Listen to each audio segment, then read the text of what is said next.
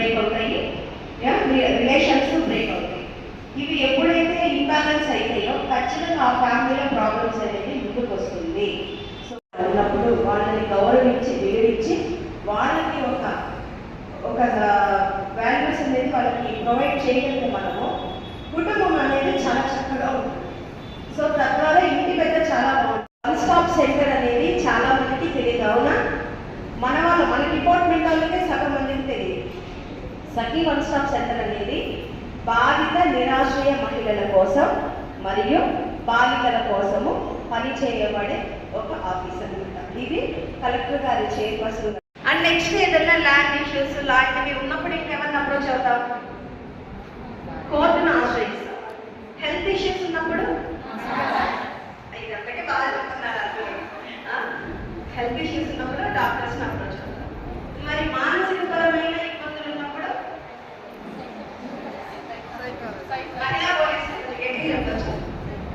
మానసిక పరమైన ఇబ్బందులు ఉన్నప్పుడు సైకాలజిస్ట్ని అప్రోచ్ అవుతాం. అవునా?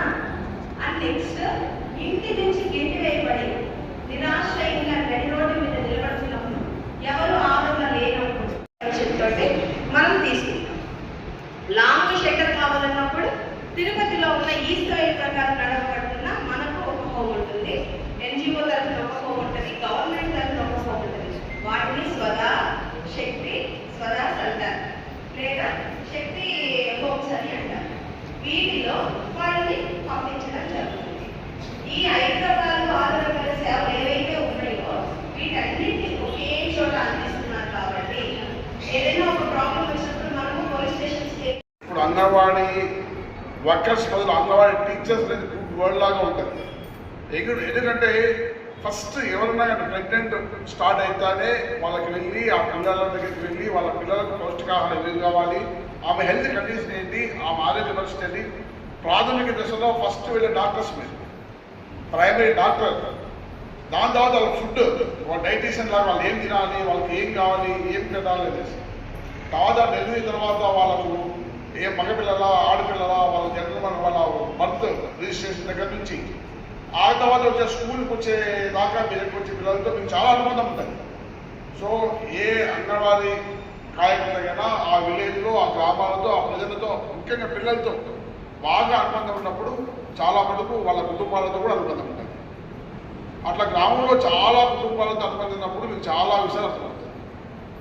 ఇప్పుడున్న వాళ్ళందరూ కూడా బాగా అవేర్నెస్ కలిగిన కుటుంబ పిల్లలు కాబట్టి వాళ్ళ ఆర్థిక మనం వెళ్ళే ఊళ్ళో వాళ్ళ ఆర్థిక పరిస్థితి ఏంటి, వాళ్ళు ఎంతమంది పిల్లలు ఉన్నారు, వాళ్ళ భార్యాభర్త పరిస్థితి ఏంటి, ఊళ్ళో పరిస్థితి ఏంటి, చాలా విషయాల మీద మీకు అవగతమైనప్పుడు మీరు ఏదైనా సమస్యను గుర్తిస్తే దాని కన్సర్న్ పర్సన్స్కు చేరవేస్తే చాలా మటుకు సమస్యలు జరుగుతాయి, పరిష్కరించబడతాయి.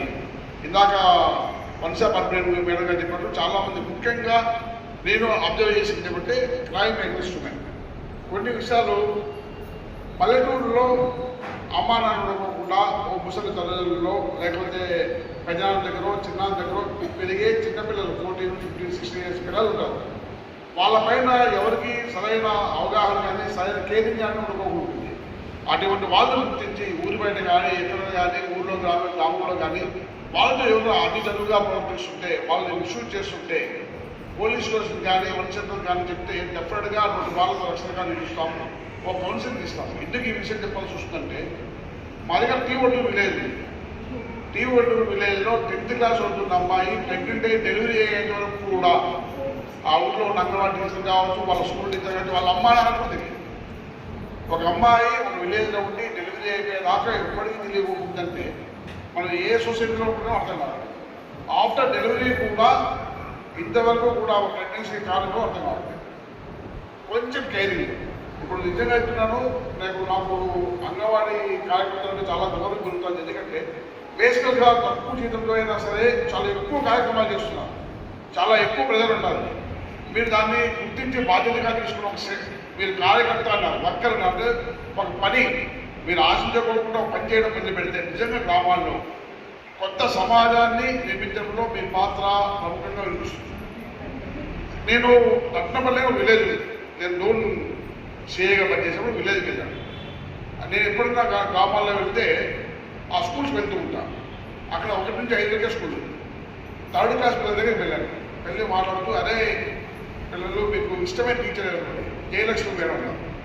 తీరా చూస్తే ఇద్దరే జెంట్స్ ఉన్నారు టీచర్స్. జయలక్ష్మి ఎవరు అంటే ఎవరు తెలియదు అన్నారు. అడిగారు జయలక్ష్మి మేడం ఎవరు అంటే మా అంగన్వాడీ టీచర్ ఉన్నారు. నేను రత్నపల్లిలో నాకు తెలియదు ఆశ్చర్యం. అంగన్వాడీ 3 years తర్వాత పేరు చెప్తున్నాను చెప్పేసి నేను వాళ్ళ టీచర్ నుంచి నాకు దగ్గర పోయాను. చిన్న రూము, దాంట్లో చార్ట్స్ ఏబిసిడీలు, A for apple, B for ball, తర్వాత తెలుగు అక్షరాలు 1 2 3 అన్ని చార్ట్స్ ఉన్నాయి. ఆమె అడిగితే అని చెప్పింది, సార్ నేను డిగ్రీ దాకా డిస్కంటిన్యూ కానీ పెడతాను కదా, నాకు టైం పాస్ కానీ పిల్లలు నేర్పించాను. ఆ ఊళ్ళో ఇంగ్లీష్ టీచర్ లేదు, ప్లస్ ఆ స్కూల్లో పిల్లలకి అంతా గేమ్ ఫీల్డ్ వస్తుంది నేర్పించినాను. నిజంగా ఏదైనా ప్రైమరీగా దృష్టి పెట్టి ఎట్లాగో మీద సమయాన్ని ఏదో రకంగా ఇది కాకుండా పిల్లలతో అనుసంధానమై వాళ్ళకు ఉపయోగపడే విషయాలు చెప్తే ఆ పిల్లలకు కొత్తగా ఎన్నో నేర్చుకునే అవకాశాలు ఉంటాయి. ఒక స్ఫూర్తి, ఒక మోటివేషన్ ఉంటుంది. ఆ రకమైన మోటివేషన్ మీరు చిన్న పిల్లలతో కలిగిందని కోరుకుంటున్నాను. అట్లాగే ఏ నేరమైనా సరే మహిళల పట్ల ఏదైనా జరుగుతూ ఉంటే వాళ్ళు చెప్పుకోవాలని ప్రశ్నించే మీరు డెఫినెట్గా చెప్పండి. అలాగే సామాజిక బాధ్యతగా చిన్నపిల్లలు ఎవరున్నా కానీ గాంజా కానీ లేదా మీ ఊళ్ళో టీచింగ్ కానీ ట్రిపుల్ రీడింగ్ కానీ మీ నోటీస్ ఏమొచ్చినా పోలీసుకి చెప్పగలిగితే మీ వివరాలు పూర్తిగా గోప్యంగా ఉంచుతాము. ఎట్టి పరిస్థితుల్లో మేము బాధ్యత చేయము. ఎక్కువ డీటెయిల్ అవసరం లేదు సార్. పలానా విలేజ్లో పలానా స్కూల్లో చాలామంది పిల్లలు ఆఫ్టర్ 6th స్టూడెంట్ ఉంటారు. మీరు ఒకసారి విజిట్ చేయండి. డెఫినెట్గా 2 సార్లు విజిట్ చేస్తాం. 1-2 సార్లు డ్రోన్ ఫ్లై చేస్తాం. ఆటోమేటిక్ కంట్రోల్ అవుతాయి. కాబట్టి మీరు మీ బాధ్యతను పోలీస్ శాఖతో కూడా అనుసంధానం అయ్యి మా దృష్టిలో కూడా పోలీసులకు ఏదైనా విషయాలు తెలియజేస్తే పబ్లిక్ ఉపయోగపడే విషయాలు చెప్పాల్సిన కోరుకుంటూ ధన్యవాదాలు చెప్తున్నాను. Thank you. మీకు ఇన్ఫర్మేషన్ ఉంటే చెప్పండి అని కూడా చెప్పారు. చాలా మంది భయపడుతుంటారు మీ సమాచారం ఎక్కడ బయటకు చెప్తారో అని. మేము మీ సమాచారం చెప్పకుండా ఏదైనా ఇల్లీగల్ యాక్టివిటీస్ ఉంటే మాకు చెప్తే దాన్ని ఫర్దర్ రిపీట్ కాకుండా చూసుకుంటాం. Thank you sir. పిలవగానే ఇక్కడికి పిలిచేసి సార్కి అయితే ఎస్పీ సార్ కాన్ఫరెన్స్ ఉన్నా తప్పకుండా రావాలంటే వచ్చి మీకు అవగాహన కల్పించారు. అలాగే మన 1 Stop Center అడ్మిన్ మేడం గారు కూడా అంతే. తను ఎంతో బిజీ కౌన్సిలింగ్లో ఉన్నా కూడా చిత్తూరు నుంచి ఇక్కడికి వచ్చారు పిలవగానే. మరియు మన సిడిపిఓ మేడం గారు కూడా ఇక్కడికి వచ్చి పోషకాహారం గురించి బాగా చాలా చక్కగా చెప్పారు. Thank you very much. ముఖ్యంగా ఇంతకుముందే అందరికీ చెప్పాను శక్తి యాప్ గురించి. ఈ శక్తి యాప్ సగం చెప్పాము, మళ్ళీ సార్ వస్తే ఆపాము. ఇది యాప్ అనేది అందరూ తప్పకుండా ఇన్స్టాల్ చేసుకోండి. ఎందుకంటే మన సెల్ ఫోన్లో ఎన్నో యాప్స్ ఉంటాయి, యూజ్ లేనివి ఉంటాయి, పిల్లలు ఆడుకునే గేమ్స్ ఉంటాయి. ఈ యాప్ మనకి ఎంతో సేఫ్టీ. ఎందుకంటే మనము ఒక లొకేషన్ నుంచి ఇంకొక లొకేషన్కి వెళ్ళాలన్నప్పుడు మనకు రూట్ తెలియకుంటే పిలుచుకెళ్లే వ్యక్తి ఆటో కానీ లేదా 4-wheeler 2-wheeler ఏదైనా కానీ అతను వేరే రూట్ తీసుకెళ్తున్నట్లయితే ఇది ఇమీడియట్గా పోలీసు వాళ్ళకి అలర్ట్ చేస్తుంది. ఎందుకంటే రూట్ డైవర్ట్ చేశారు కాబట్టి మీరు ఇమీడియట్గా స్పాట్కి వెళ్ళండి అని మాకు ఏ కన్సర్న్ స్టేషన్కి అయితే వాళ్ళకి ఇంటిమేషన్ ఇస్తారు. అలాగే ఈ గ్రూప్లో వచ్చేసి మెయిన్ హెల్ప్ లైన్ నెంబర్స్.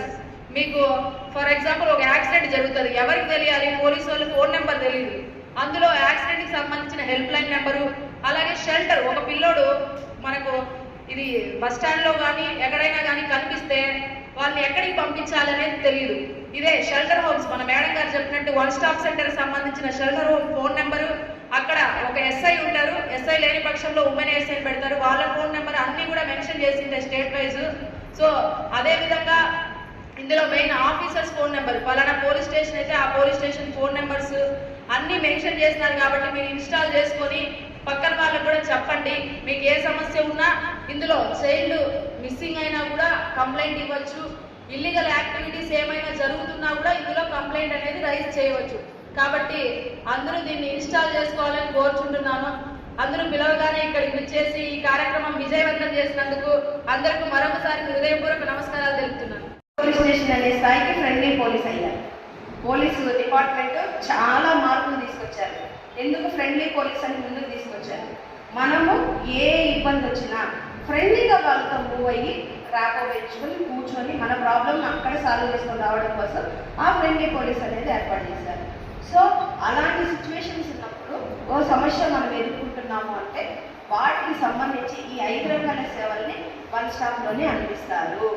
మీరు ఎక్కడికి వెళ్ళాల్సిన పని లేదు. ఏ బాధిత నిరాశ్రయ మహిళ అయినా 1 స్టాప్కి వస్తే ఒక్కసారి వస్తే వాళ్ళకి అన్ని రకాల సేవల్ని వాళ్ళ దగ్గరకే చూస్తారు. ఆ ప్రాబ్లం సాల్వ్ అయ్యే వరకు పూర్తి బాధ్యత వహిస్తారు. ఇక్కడ ఎటువంటి అమౌంట్స్ తీసుకోవడం కానీ ట్రాన్సాక్షన్స్ కానీ ఉండవు.